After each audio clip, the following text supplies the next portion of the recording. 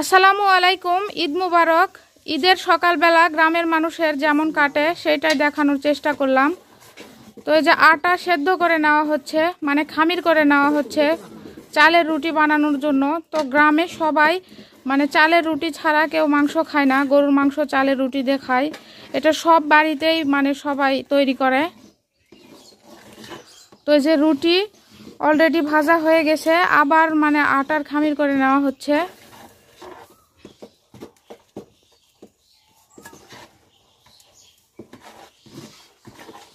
আমিও রুটি বানাচ্ছি, চালের রুটি। যে গরু নিয়ে যাচ্ছে, কুরবানির গরু।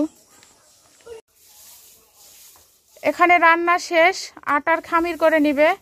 তো পানি গরম করে নিচ্ছে। কি কি রান্না করলা? বেগুন আলু ভর্তা, ডিম দিয়ে আর ভাত, আর যে খুমি আর মাংস ভিজাইছি। খামির করে নিচ্ছে। তো খামির করার পরে আবার রুটি বানানো হবে।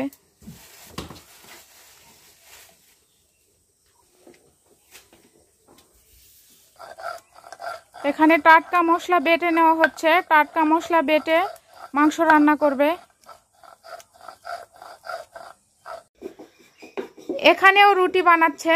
তো সবাই রুটি বানানোয় ব্যস্ত। সকালবেলায় রুটি বানানো শেষ করে সবাই গোসল করবে। আর ছেলেরা মোটামুটি মাঠে গেছে নামাজ পড়তে। তো গ্রামের মহিলারাই সবাই এখন রুটি বানাচ্ছে।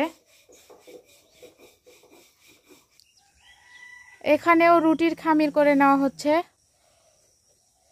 খামির করা হয়ে গেছে, তো সেটা আবার ভালোভাবে হাত দিয়ে মেখে নিচ্ছে। তো রুটি বানানো হবে। ভাত রান্না করছেন ভাবি? ভাত রান্না হয়ে গেছে।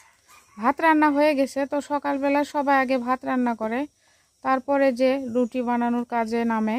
তো বাড়ি বাড়ি রুটি বানানোর ধুম চলছে।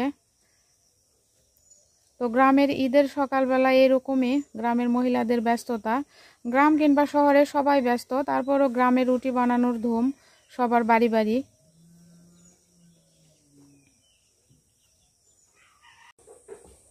মাংস রান্নার জন্য পেঁয়াজ, কাঁচামরিচ, রসুন কেটে রাখছে। তো মাংস আসার সাথে সাথে রান্না করবে। আর এগুলা কেটে রাখার পর গোসল করবে সবাই। তো এই যে রুটি বানানো প্রায় শেষ। তাসনিম কি বানাচ্ছ? দেখি এদিকে তাকাও তো। রুটি বানাচ্ছ? কেমন হচ্ছে রুটি? জোরে বলো। সুন্দর হচ্ছে। তো এই ছিল গ্রামের মহিলাদের সকালবেলা। তো ভিডিওটি আমি এখানে শেষ করছি। পরবর্তী ভিডিও দেখার আমন্ত্রণ রইল সবাইকে। আল্লাহ হাফেজ।